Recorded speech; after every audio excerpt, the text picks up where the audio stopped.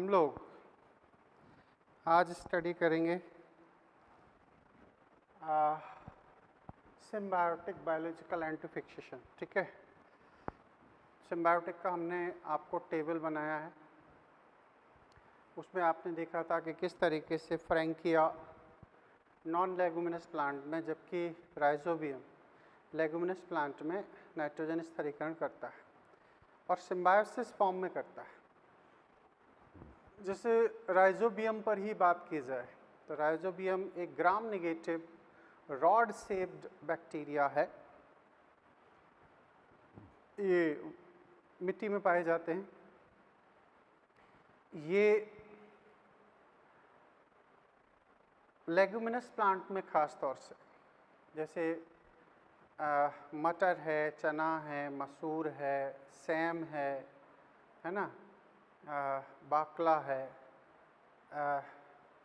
बहुत सारी दालें हैं, इन सब में नाइट्रोजन स्थिरीकरण संपन्न करते हैं। अब आप समझिए कि आखिर लेगुमिनस प्लांट ही ऐसा इस बैक्टीरिया की मदद से क्यों करते हैं। तो आपने सुना होगा, ये एक नॉर्मल सा कंसेप्ट है कि जो दालें होती हैं उनसे हमें प्रोटीन मिलता है। जैसे सोयाबीन में सर्वाधिक मात्रा में प्रोटीन माना जाता है, चने को भी प्रोटीन युक्त, दालों को भी प्रोटीन युक्त आहार मानते हैं। तो अब आप सोचो कि अगर प्रोटीन कंटेंट ज़्यादा है तो जाहिर सी बात है इन्हें अमीनो एसिड की ज़रूरत होगी। अमीनो एसिड की ज़रूरत है तो इसका मतलब है इन्हें नाइट्रोजन की अधिक मात्रा की आवश्यकता होगी। तो फिर इन्होंने प्राकृतिक रूप से कुछ ऐसा सिस्टम विकसित किया है, ऐसी प्रक्रिया विकसित की है जिससे कि वो प्राकृतिक रूप से अपनी ज़रूरत की नाइट्रोजन को फिक्स कर सकें और अपने अमीनो एसिड के जरिए प्रोटीन का निर्माण कर सकें। जो प्लांट नॉर्मली प्रोटीन का फॉर्मेशन नहीं करते हैं, प्रोटीन की रिक्वायरमेंट उनको बहुत ज़्यादा नहीं होती है, वहाँ पर हम कभी भी इस बात को ऑब्ज़र्व नहीं करते हैं कि वहाँ रूट नोड्यूल पाए जाए। वहाँ तो हमें आर्टिफिशियल रूप से ही आर्टिफिशियल फर्टिलाइज़र के जरिए नाइट्रोजन प्रोवाइड करनी पड़ती है ना। तो बात ये, तो अब हम ये बात समझने जा रहे हैं कि किस तरीके से सिम्बायोटिक बायोलॉजिकल एंटीफिक्सेशन होगा। तो कह सकते हैं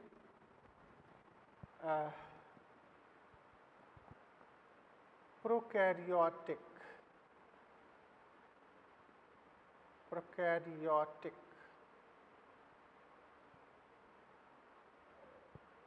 कुछ सूक्ष्म जीव, सब नहीं, कुछ सूक्ष्म जीव जैसे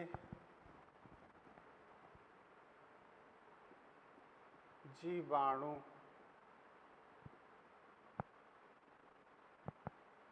ठीक है, जीवाणु, राइजोबियम, फ्रैंकिया,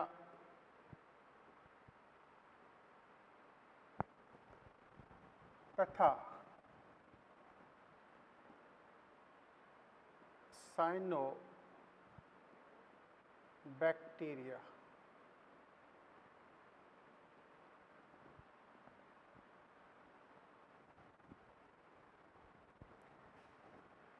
सहजीवी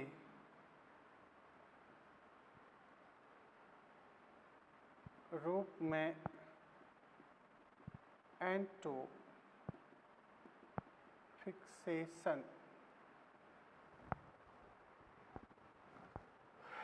प्रदर्शित करते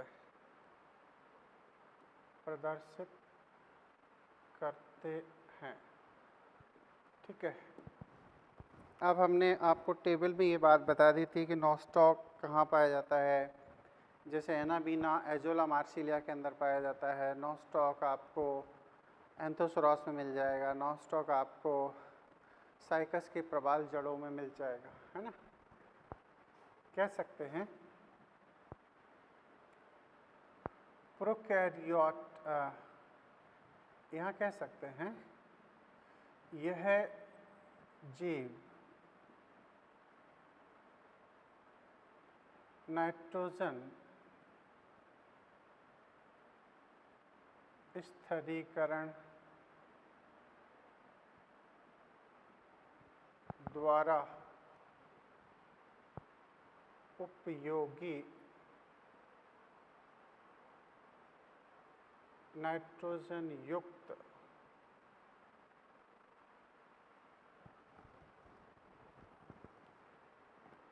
यौगिकों को पौधों को प्रदान करते हैं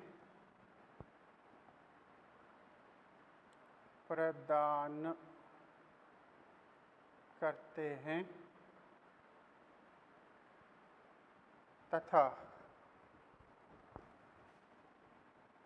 बदले में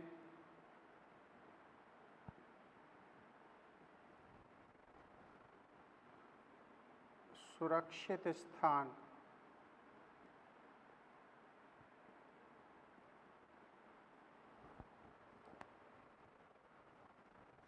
जल आदि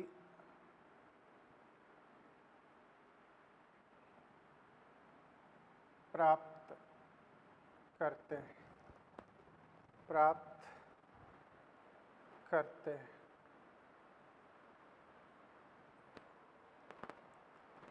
यूकैरियोटिक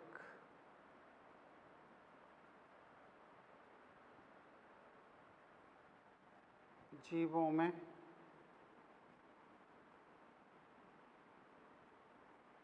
N2 स्थिरीकरण की क्षमता नहीं होती है। इस लाइन को याद रखना। प्रोकैरियोट में भी कुछ जीव हैं जो नाइट्रोजन स्थिरीकरण कर सकते हैं, सब नहीं, है ना। कुछ साइनोबैक्टीरिया हैं, कुछ बैक्टीरिया हैं। अच्छा, अब बात आती है कि राइजोबियम और जो फ्रैंकिया है, ये सहजीवी रूप में नाइट्रोजन स्थिरीकरण दर्शाते हैं, है ना। तो हम यहाँ कह सकते हैं राइजोबियम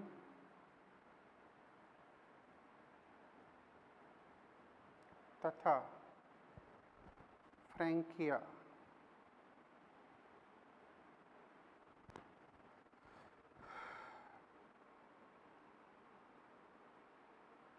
स्वतंत्र रूप में मृदा के अंदर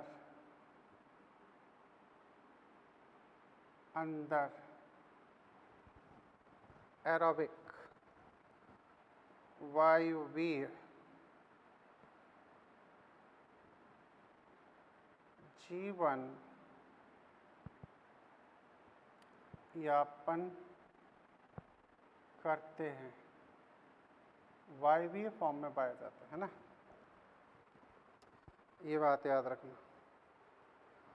लेकिन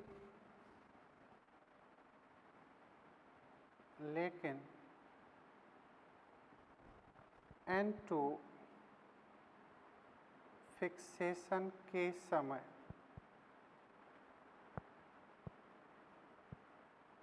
एनारोबिक समय अवायवीय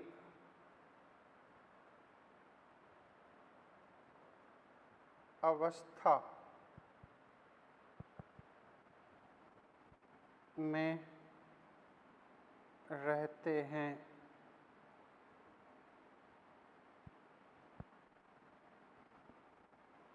क्योंकि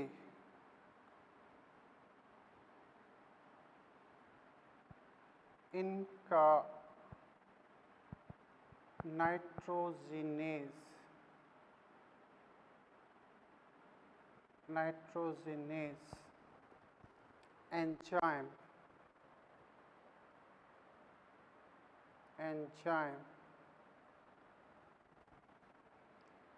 अवायवीय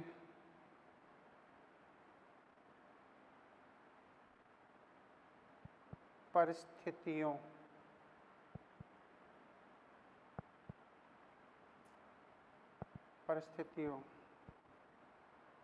में ही एंटोफिक्सेशन करता है। ठीक है, नेचुरल फॉर्म में तो ये आपके पाए जाते हैं वायवीय परिस्थितियों में, लेकिन प्राकृतिक वातावरण जब ये एंटोफिक्सेशन मोड में आते हैं तब इन्हें अवायवीय परिस्थितियों में रहना पड़ता है ना। अच्छा, अब हम राइजोबियम जीवाणु की बात करते हैं। राइजोबियम जीवाणु लेगुमिनस प्लांट में पाया जाता है ना। तो कह सकते हैं राइजोबियम एक छड़नुमा रॉड शेप्ड नुमा ग्राम नेगेटिव जीवाणु है। जीवाणु ग्राम नेगेटिव है और ये जो है रॉड शेप्ड जीवाणु है। यह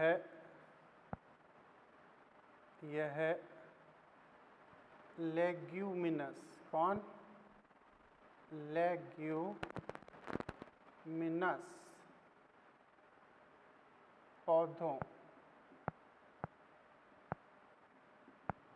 में एंटोफिक्सेशन करता है,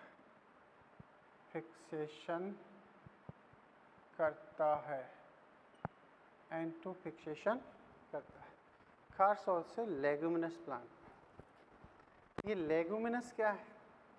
एक्चुअली लेगुमिनेसी फैमिली के जो सदस्य हैं जो प्रोटीन युक्त आहार प्रदान करते हैं, खास तौर से फावेसी कुल के सदस्य है ना।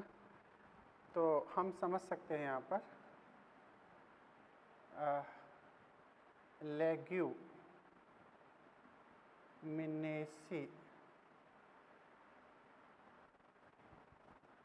कुल के सदस्यों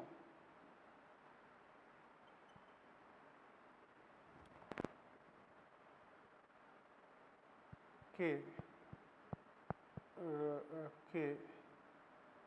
रूट नोड्यूल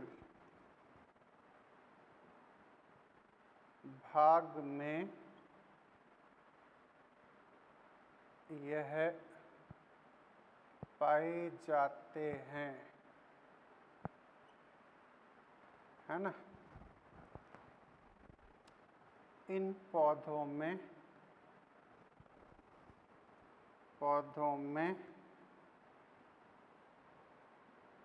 प्रोटीन युक्त भोजन संग्रहित किया जाता है। ठीक है, अब इसमें कई प्लांट हैं, जैसे इसमें मटर है, चना है, सोयाबीन है,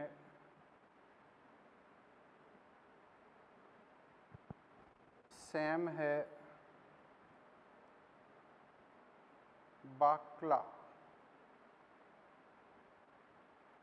बाकला है, मसूर है,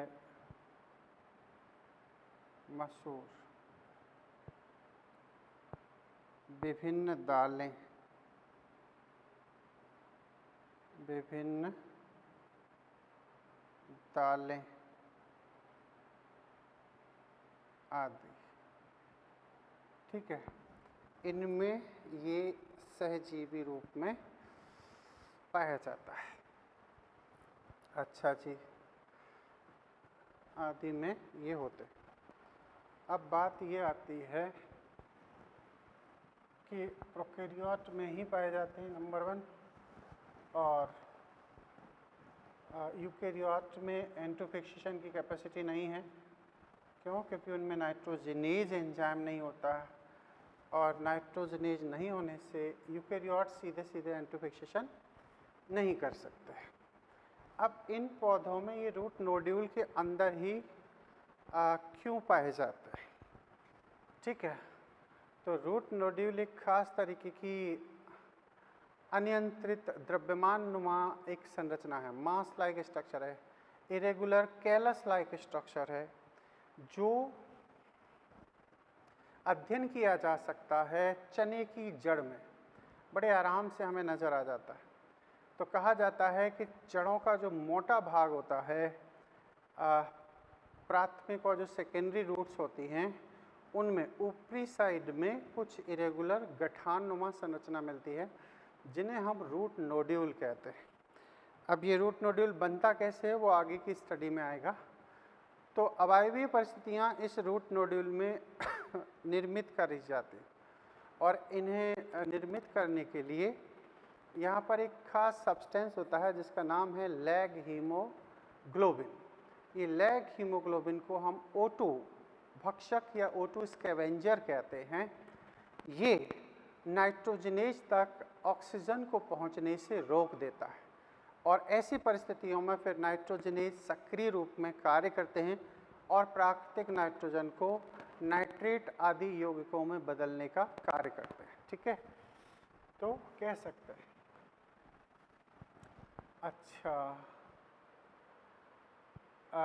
अच्छा, ये रूट नोड्यूल हैं क्या, ज़रा समझ लें। तो रूट नोड्यूल आपको कुछ ऐसे मिल जाएंगे, जैसे एक प्लांट है। ठीक है, ये एक प्लांट है, सपोज ये एक चने का प्लांट है, इसमें यहाँ पर ऐसे जड़ें हैं। ठीक है, ये चने का एक छोटा सा प्लांट है, क्लियर? ऐसे तो इस पर, इस पॉइंट में यहाँ पर आपको कुछ इरेगुलर मास लाइक स्ट्रक्चर नज़र आएगा। ये जो इरेगुलर मास लाइक स्ट्रक्चर हैं, इन्हीं को हम लोग रूट नोड्यूल नाम देते हैं। इन्हें कहेंगे हम रूट नोड्यूल। ठीक है, ये जड़ों में, खास तौर से बिफोर फ्लावरिंग का, फ्लावरिंग से पहले ये चीज़ें हमें मिलेंगी, क्योंकि फ्लावरिंग के बाद में, एक्चुअली फ्लावरिंग से पहले ही क्यों? क्योंकि फ्लावरिंग के बाद में फिर सीड फॉर्मेशन होता है, और उस सीड में प्रोटीन का स्टोरेज करना होता है। तो उस टाइम एक्सेस अमाउंट में नाइट्रोजन की रिक्वायरमेंट होगी, क्योंकि अमीनो एसिड की ज़रूरत है। तो उससे पहले ही ये रूट नोड्यूल का निर्माण इनकी जड़ों में कर दिया जाता है। तो ये रूट नोड्यूल ऐसे होते हैं। तो कह सकते हैं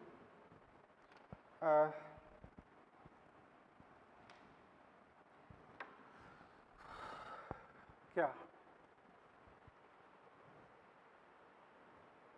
लेग्यूमिनस पौधों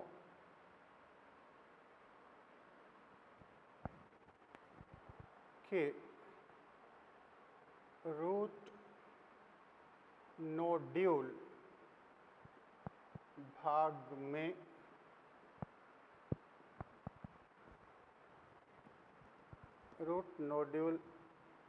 भाग में राइजोबियम एंटो स्थिरीकरण करते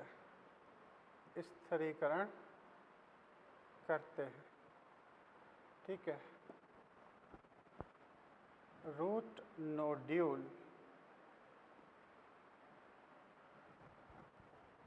पौधों में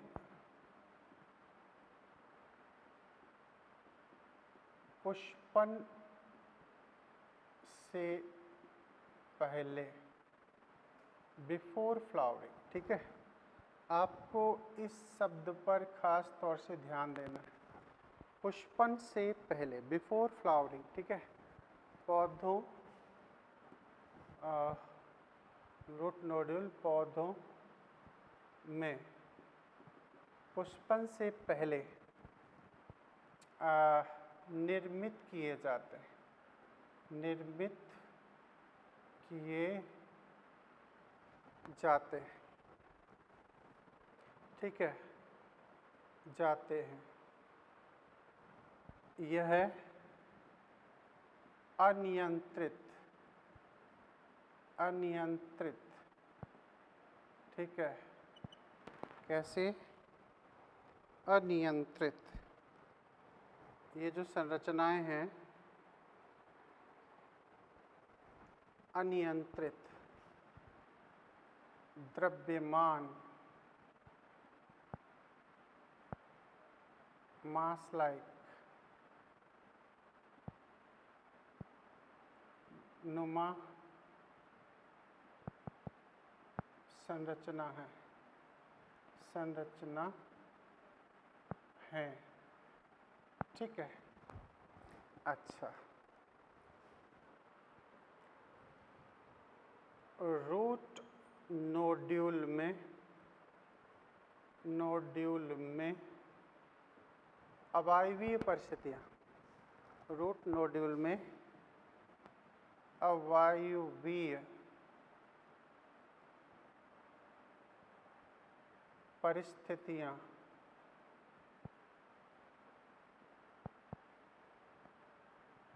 निर्मित करने के लिए,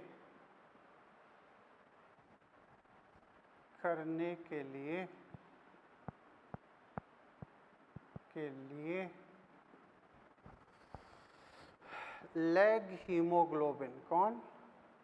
लैग हीमोग्लोबिन,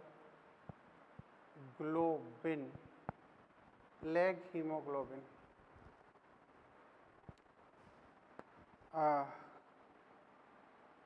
गुलाबी रंग का वर्णक, पिगमेंट निर्मित किया जाता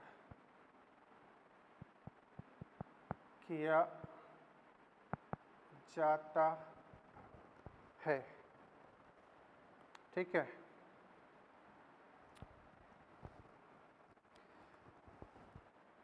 यह O2 scavenger, O2 scavenger, O2 भक्षक,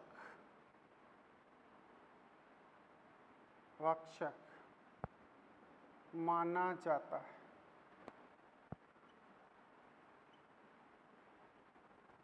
जिससे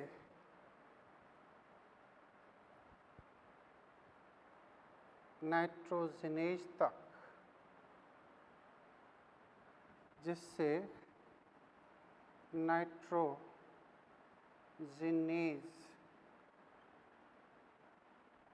तक O2 नहीं पहुंचती है,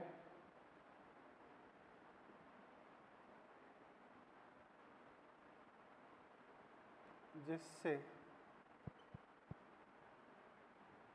N2 फिक्सेशन होता है, N2 फिक्सेशन होता है, ठीक है। इसका जो लैग, इसमें 3 शब्द हैं, ध्यान दो।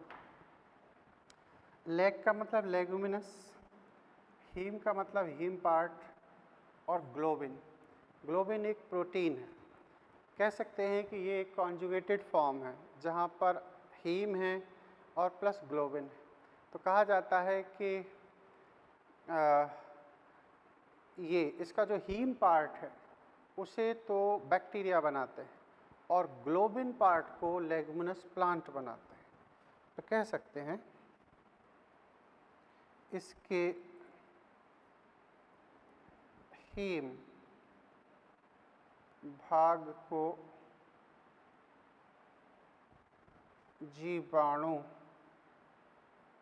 मतलब राइजोबियम बनाता है, जबकि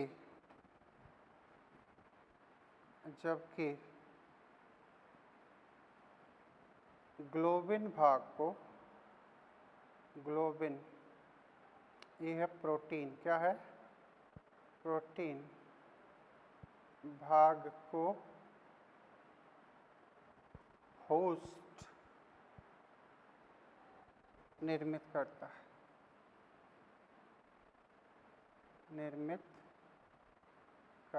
है, है ना। होस्ट का मतलब कौन हुआ? प्लांट निर्मित करेगा। और ये लैग का मतलब क्या हुआ? ये लेगुमिनस प्लांट। तो ये बड़ा इंटरेस्टिंग पहलू है। तो ये चीज़ क्लियर। तो हीम पार्ट बनाया है बैक्टीरिया ने और ग्लोबिन पार्ट निर्मित किया है आपके ये इसने। तो अब हम इसमें रूट नोड्यूल फॉर्मेशन पर चलते हैं, ओके, जो काफ़ी इंटरेस्टिंग और इम्पोर्टेंट पार्ट है, और फिर इसके बारे में लिखेंगे तो ये कंप्लीट हो जाएगा। तो अगली हेडिंग है रूट नोड्यूल फॉर्मेशन। रूट हम पहले डायग्रामेटिक स्टडी करेंगे, ठीक है। काफ़ी इम्पोर्टेंट पार्ट है ये, अच्छे से समझना। यहाँ रूट नोड्यूल फॉर्मेशन मतलब रूट नोड्यूल बने कब? ये फ्लावरिंग से पहले क्यों? क्योंकि फ्लावरिंग के बाद इमीडिएटली सीड फॉर्मेशन स्टार्ट हो जाता है, तो फिर दिक्कत हो जाएगी अगर नाइट्रोजन की सप्लाई इनको नहीं मिली तो हमारी अगली हेडिंग होगी root nodule formation. Root nodule formation, clear. आखिर रूट नोड्यूल बनते कैसे? तो आप समझ सकते हैं कि इनका फॉर्मेशन किस तरीके से हुआ है। पहले तो ये समझ लो कि एक प्लांट है, प्लांट की रूट्स हैं और रूट्स में ये कहीं ना कहीं एक पौधा है, ऐसे। तो इसमें ये लीव्स हो जाएंगी ऐसे, कुछ इस तरीके से। यहाँ पर हमें देखने को मिलेगा ये हैं रूट नोड्यूल्स। कौन है ये? कुछ इरेगुलर जो स्ट्रक्चर्स हमें यहाँ नज़र आ रहे हैं, they are called root nodule, clear. इसी को कहा जाएगा रूट नोड्यूल, ये जो इरेगुलर पार्ट है। और ये एक कहीं ना कहीं प्लांट है ऐसे, और इसकी जड़ों में हमें ये दिख रहा है। तो ये लेगुमिनस प्लांट है। कौन? Leguminous plant. ये कौन हो सकता है? सपोज ये ग्राम मान लेते हैं, चने में है। तो अब इसमें स्टार्टिंग कैसे होती है? स्टार्टिंग कुछ ऐसे होती है कि ये जो रूट होता है ना, यहाँ पर इसमें हमें एपिडर्मिस नज़र आते हैं। तो सबसे पहले यहाँ से जो ये रूट हेयर है, ये आउटग्रोथ शो करते हैं। तो जो राइजोबियम बैक्टीरिया है, कौन है? राइजोबियम बैक्टीरिया सबसे पहले एक ये फैक्टर रिलीज करता है जिसको राइबोफ्लोविन या लैक्टिन के नाम से जानते हैं। ये जैसे ही लैक्टिन या राइबोफ्लोविन को रिलीज करता है, वैसे ही क्या होता है, यहाँ पर राइजोबियम इन पॉइंट्स पर इकट्ठे हो जाते हैं ये राइजोबियम लेक्टिन की फॉर्मेशन से। तो ये कौन है? ये है इसका एपिब्लेमा। कौन है? एपिब्लेमा, ठीक है, एपिडर्मिस है। और ये है रूट, है ना। अच्छा, और ये कौन है?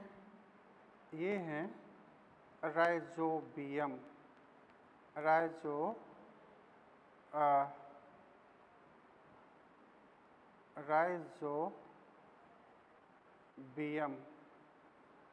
है ना। ये कैसे पाए जाते हैं? राइजोस्फीयर।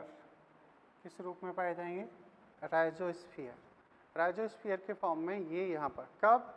जैसे ही यहाँ पर जो फैक्टर है वो हम लिखेंगे लेक्टिन या फिर राइबोफ्लाविन। जैसे ये प्लांट जर्मिनेट होता है वैसे ही जड़ें जैसे ही विकसित होती हैं वैसे ही ये सॉइल में एक फैक्टर रिलीज करता है और उस सॉइल फैक्टर लेक्टिन या राइबोफ्लाविन उसके आकर्षण में ये बैक्टीरिया इस प्लांट की ओर चले आते हैं और फिर ये डिवाइड होते हैं।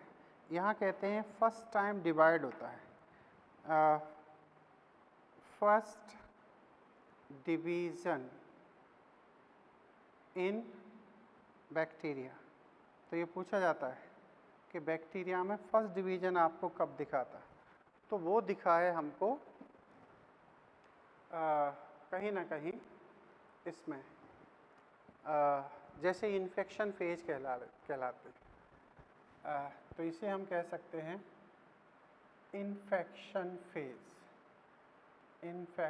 फेज, ठीक है। अब दूसरी स्टेज क्या आती है? दूसरी स्टेज आती है रूट हेयर कर्लिंग। आखिर ये मुड़ती कब है? तो रूट हेयर कर्लिंग तब होता है जब जीवाणु नोड फैक्टर स्त्रावित करते हैं,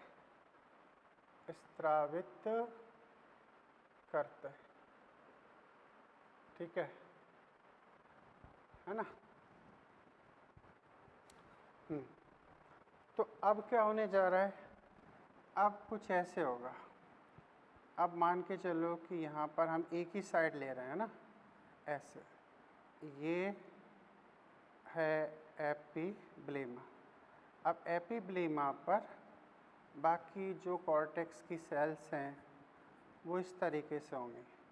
अब यहाँ से ये रूट हेयर में कर्लिंग प्रोसेस होती है, ऐसे। इसमें इस तरीके से यहाँ कर्लिंग प्रोसेस होती है ना। अब यहाँ सब क्या होता है? एक्चुअली इस हिस्से में तो सेलुलोज बहुत स्ट्रांगली प्रेजेंस होता है, लेकिन एंड पॉइंट पर सेलुलोज थिक होता है और सेलुलोज एंजाइम रिलीज करके बैक्टीरिया इसके एंड पॉइंट को ख़त्म भी कर देते हैं। तो कह सकते हैं कि यहाँ पर तो सेलुलोज, याद करो रूट हेयर में पैक्टिन और वो सेलुलोज पाए जाते हैं, है ना, ऐसे। अब ये बैक्टीरिया जैसे ही नोड फैक्टर रिलीज होगा, ये बैक्टीरिया यहाँ पर, यहाँ से इसमें इन्फेक्शन थ्रेड के फॉर्म में अंदर की तरफ जाना स्टार्ट हो जाएंगे, ऐसे। तो यहाँ से ये इन्फेक्शन करते हैं। तो ये कौन है? राइजोबियम। कौन है? राइजोबियम, ये बैक्टीरिया है, ठीक है। और ये कहलाएगी curling of root hair.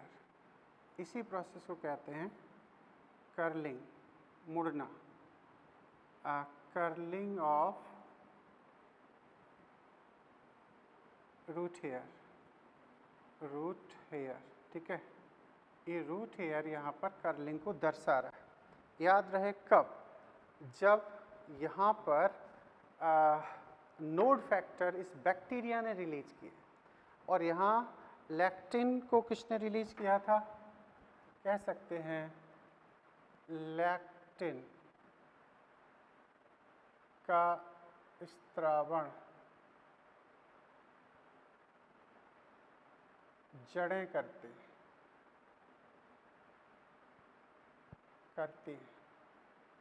Lectin का स्त्रावण जड़ें करेंगी और नोड फैक्टर का स्त्रावण बैक्टीरिया करेंगे, जिससे कि कर्लिंग प्रोसेस हो जाएगी।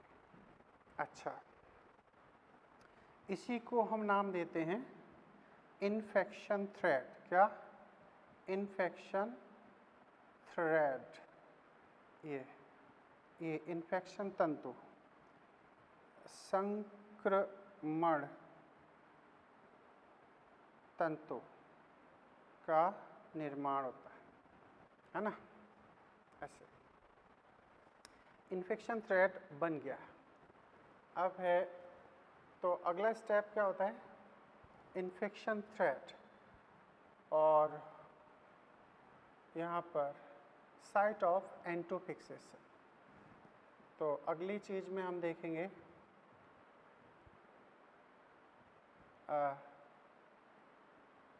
Infection thread and site of entofixation. ये अब कहा जाता है कि जैसे ही ये एक थ्रेड के फॉर्म में अंदर की साइड में शिफ्ट होते हैं, तो कैसे होते हैं ध्यान दो। ये बड़ा इंटरेस्टिंग डायग्राम, यहाँ समझें। ऐसे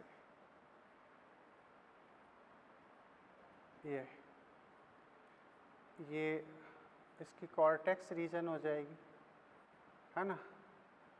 और कॉर्टेक्स के जो इनर साइड होते हैं, यहाँ पर कुछ इस तरीके की सेल्स पाई जाती हैं जो कुछ इस तरीके से चौकोर फॉर्म में नज़र आती है और ये पॉलीप्लॉइड सेल कही जाती है। यहाँ पहुँच जाता है और यहाँ होगा एंडोडर्मिस। क्या होगा? ये एंडोडर्मिस पार्ट आ जाएगा। तो ये है एंडोडर्मिस। बाकी फिर आपके यहाँ आ जाएगी पेरिसाइकल। कौन? पेरिसाइकल, ठीक है। और फिर यहीं पर हमें क्या दिखेगा? ये जाइलम रीजन दिख जाएगा और यहीं पर हमें दिख जाएंगे फ्लोएम। तो ये तो हो गया फ्लोएम रीजन, ठीक है। और ये कौन हो गया? ये हो गया जाइलम। अच्छा, ये पार्ट हो गया। और ये कुछ पॉलीप्लॉइड सेल है। अब समझिए, यहाँ से ये रूट हेयर इस तरीके से इन्फेक्शन थ्रेड के फॉर्म में बैक्टीरिया को इनटेक कराता है ऐसे। तो जो इन्फेक्शन थ्रेड है, इन्फेक्शन थ्रेड के फॉर्म में ये जो बैक्टीरिया हैं वो रॉड शेप्ड हैं और इस तरीके से इन सेल्स के अंदर पहुंचते हैं। यहाँ इस तरीके से इन्फेक्शन थ्रेड इनर कॉर्टेक्स में पहुंचता है। ये जो सेल्स हैं इन्हें हम कहते हैं इनर कॉर्टिकल पॉलीप्लॉइड सेल। कैसी? Polyploid cell. ये पॉलीप्लॉइड सेल होते हैं। इन्हीं में कायदे से एंटोफिक्सेशन की प्रोसेस हमें देखने को मिलती है। तो ये टोटल कहलाता है इन्फेक्शन थ्रेड। ये कर्लिंग के बाद में इन्फेक्शन थ्रेड है और ये इन्फेक्शन थ्रेड एंटर हो रहा है अप टू पॉलीप्लॉइड सेल। तो ये कौन है? एक्चुअली पेरिसाइकल है। कौन है? पेरिसाइकल। और ये कौन है? ये है एंडोडर्मिस। क्लियर? ऐसे एंट्री होती है। एंटोफिक्सेशन साइट ये है, इन्हें हम एंटोफिक्सेशन साइट कहते हैं। अब इसकी जो पॉलीप्लॉइड सेल हैं उनको ज़रा समझना होगा। ये पॉलीप्लॉइड सेल है कुछ ऐसे, ओके। इसे ज़रा ध्यान से समझना, ये बड़ी खास बड़ी बना देते हैं। तो लेग हीमोग्लोबिन है कहाँ, वो समझने की ज़रूरत है आपको। तो ये हैं बैक्टीरिया। बैक्टीरिया अब क्या कर रहे हैं, यहाँ पर कुछ इस तरीके के ग्रुप बना रहे हैं जिन्हें हम कहेंगे बैक्टीरॉइड्स। क्या कहेंगे, बैक्टीरॉइड्स। ये यहाँ पर ये बैक्टीरिया सेकेंड टाइम डिवीज़न कर रहे हैं और ये इसकी मेम्ब्रेन कहलाएगी। इस तरीके से ये बैक्टीरॉइड्स इनकी मेम्ब्रेन में कवर्ड हो जाते हैं ये। और इन्हीं बैक्टीरॉइड्स के ऊपर एक खास लेयर पाई जाती है। ये जो लेयर आप देख रहे हो, ये लेयर है हीमोग्लोबिन की। किसकी, लेयर ऑफ हीमोग्लोबिन। इन्हीं को हम कहते हैं साइट ऑफ N2 फिक्सेशन, ठीक है। तो ये नंबर 1 पॉलीप्लॉइड सेल है। कैसी है, पॉलीप्लॉइड सेल। क्लियर। अपन इसे थोड़ा अच्छा सा बना सकते हैं कुछ इस तरीके से, ऐसे। ये तो ये तो हो गया ये लेयर ऑफ लेग हीमोग्लोबिन, ठीक है। इस वजह से ये O2 को यहाँ तक नहीं जाने देगा, है ना। ये है मेम्ब्रेन, ठीक है, ऐसे। और इन्हें हम कहेंगे बैक्टीरॉइड्स, बैक्टीरॉइड्स, ठीक है। इसी को कहते हैं site of N2 fixation, fixation. यहीं पर N2 फिक्सेशन करेगा। इन्हें बैक्टीरॉइड्स कहा जाता है। क्लियर। अब ये कैसी सेल है, पॉलीप्लॉइड सेल। पॉलीप्लॉइड सेल, या कह सकते हैं ये फोरेन सेल होती है ना। ये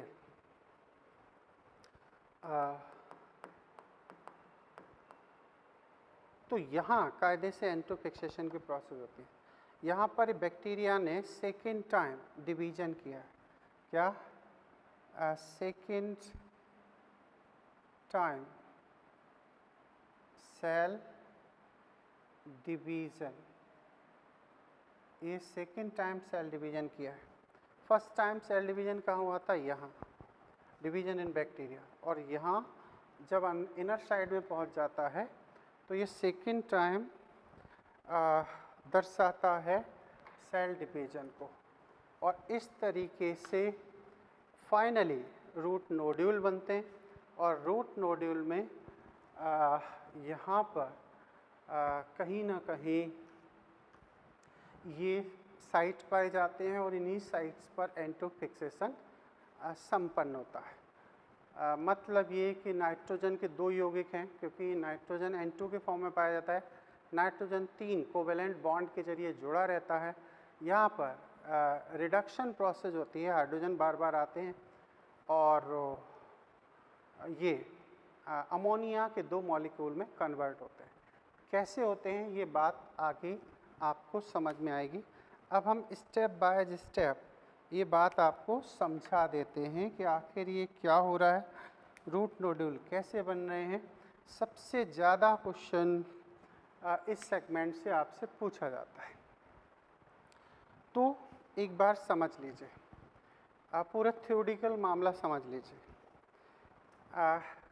कई बच्चे इस बात से कंफ्यूज होते हैं कि जो नाइट्रोजिनेज एंजाइम है वो एक्चुअली लेग्यूमिनस प्लांट में पाया जाता है। नहीं, नाइट्रोजिनेज एंजाइम प्रेजेंस होता है सिर्फ और सिर्फ नाइट्रोजन स्थिरीकरण करने वाले सूक्ष्म जीवों, जो कि प्रोकैरियोट हैं, जिसमें से कुछ बैक्टीरिया हो सकते हैं, कुछ साइनोबैक्टीरिया हो सकते हैं। क्लियर?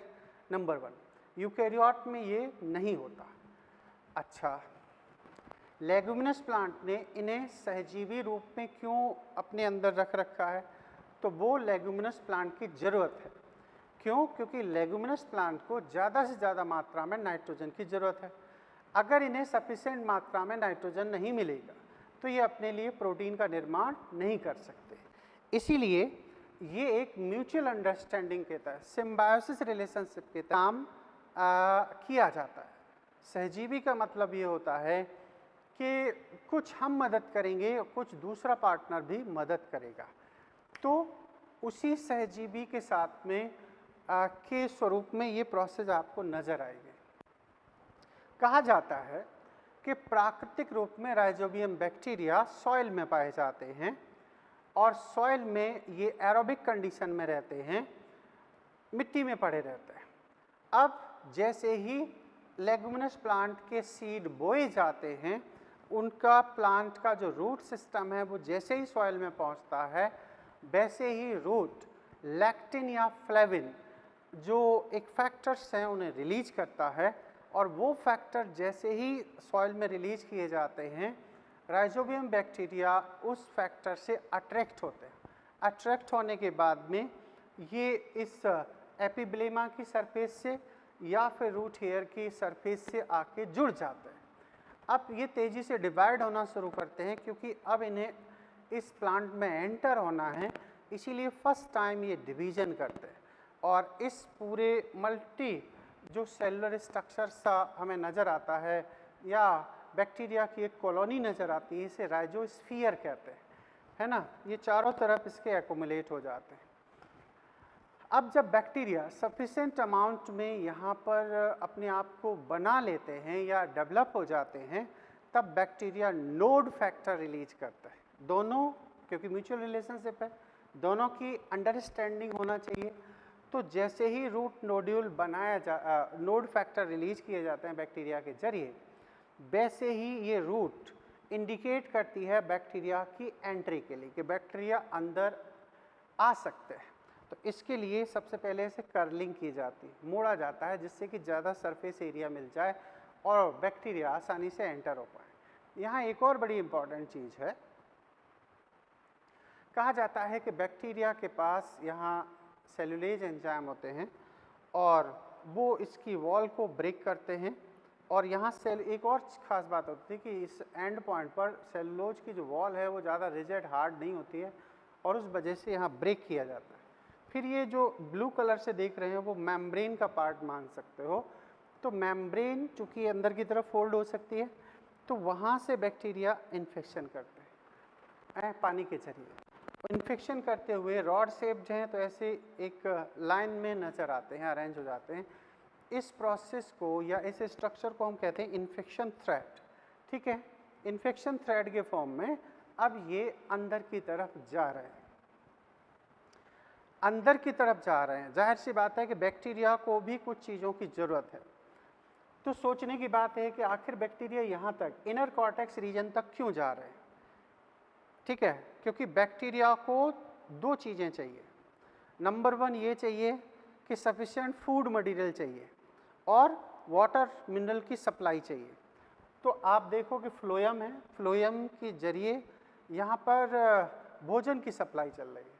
तो इनर कॉर्टेक्स में, इनर कॉर्टेक्स की जो प्रेजेंस है, इन सेल की जो प्रेजेंस है वो फ्लोएम के पास है, यानी कि संवहनी ऊतक के पास तक इन्हें इन्फेक्शन थ्रेड के रूप में जाना पड़ता है। और फिर वहाँ कुछ खास तरीके की पॉलीप्लॉइड सेल होती हैं, उनमें ये बैक्टीरिया पहुँचते हैं। ठीक है, अच्छा, जैसे ही ये बैक्टीरिया इन स्थानों पर पहुँचते हैं तो कहा जाता है कि होस्ट एक्चुअली ऑक्सिन को रिलीज करता है और बैक्टीरिया साइटोकाइनिन वृद्धि हार्मोन को रिलीज करता है। ऑक्सिन और साइटोकाइनिन दोनों ही कोशिका विभाजन की प्रक्रिया को प्रेरित कर देते हैं। और कोशिका विभाजन की प्रक्रिया जब स्टिमुलेट होती है तो यहाँ बैक्टीरिया भी डिवाइड होते हैं और प्लांट की सेल्स भी डिवाइड होती है। तो प्लांट की सेल्स डिवाइड होने पर ही तो irregular mass like structure root nodule के बनते हैं। तो इस तरीके से ये है कि दोनों के ही सहयोग से यहाँ पर रूट नोड्यूल बनाया जा रहा है। अब अगली बात ये है कि अब इन बैक्टीरियाओं को अवायवीय वातावरण चाहिए, एनारोबिक कंडीशन चाहिए। तो एनारोबिक कंडीशन बनाने के लिए यहाँ पर लैग हीमोग्लोबिन एक खास पिगमेंट बनाया जाता है जो ऑक्सीजन को नाइट्रोजनेज तक पहुँचने से रोकता है।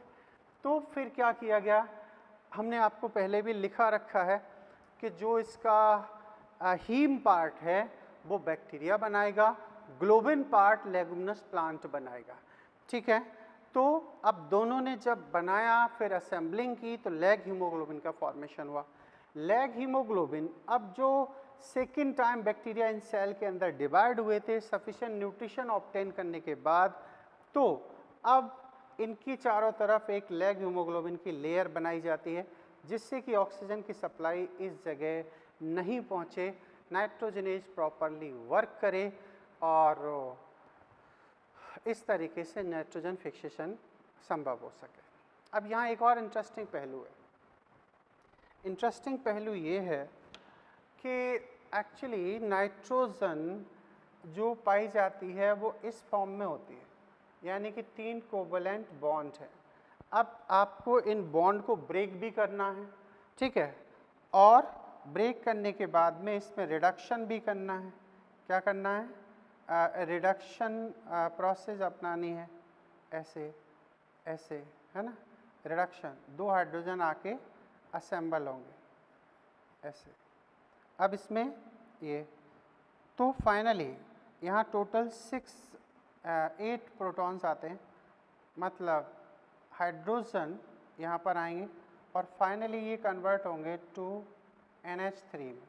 तो सोचो ये बॉन्ड ब्रेक किए गए हैं, यहाँ प्रोसेस होगी रिडक्शन। क्या? रिडक्शन प्रोसेस होती है, हालांकि रिडॉक्स प्रोसेस होती है जो हम आगे आपको बताएंगे। इन बॉन्ड को ब्रेक किया गया है और हाइड्रोजन को असेंबल किया गया है, तो 2 अमोनिया के मॉलिक्यूल बन रहे हैं। तो कहा जाता है कि इसके लिए एनर्जी की ज़रूरत पड़ती है। अब इसमें कोवेलेंट बॉन्ड को तोड़ना भी है और अमोनिया का फॉर्मेशन भी होना है, तो इसके लिए एनर्जी की ज़रूरत होती है जो ATP के फॉर्म में उपयोग की जाती है। तो ये एनर्जी फिर प्रोवाइड कौन करता है? तो इस एनर्जी को प्रोवाइड करने का काम होता है होस्ट का। होस्ट मतलब लेगुमिनस प्लांट का। तो लेगुमिनस प्लांट के अंदर जो रेस्पिरेशन होता है, उस रेस्पिरेशन से जो उत्पन्न ATP हैं, वो ATP इस प्रोसेस में यूज किए जाते हैं। तो कहा जाता है कि एक NH3 के निर्माण में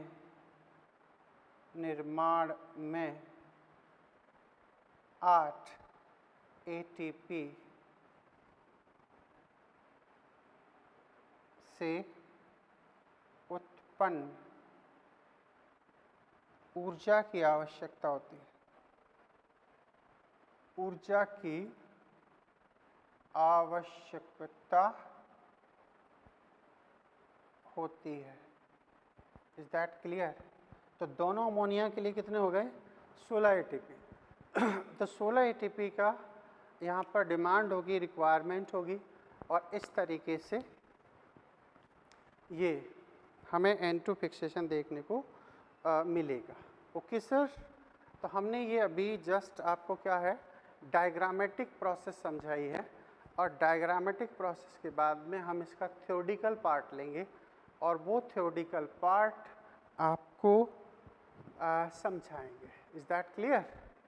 और ये सारी प्रोसेस हम नेक्स्ट लेक्चर में ही कंप्लीट करेंगे, थ्योरेटिकल और फिर फेट ऑफ अमोनिया, फिर वो स्टेप्स हैं अमोनिफिकेशन, नाइट्रिफिकेशन, डीनाइट, वो छोटे छोटे हैं, और फिर उस तरीके से फिर हम इस प्रोसेस को कंप्लीट करेंगे। क्लियर? तो उम्मीद करते हैं कि ये बातें आपको समझ में आ रही होंगी। मैं फिर कहूँगा कि इस पूरे टॉपिक में ये जो है सेगमेंट ये काफ़ी इम्पोर्टेंट माना जाता है, आप इसे अच्छे से समझें। मैं आपको कल इसके बारे में एक एक पॉइंट लिखाऊंगा, आप भी लिखें। आप इस हिस्से को ज़रूर लिखें क्योंकि सबसे ज़्यादा क्वेश्चन बायोलॉजिकल एंटी फिक्सेशन से ही आता है ना। ये तो हम मिलते हैं नेक्स्ट लेक्चर में। Okay, thank you.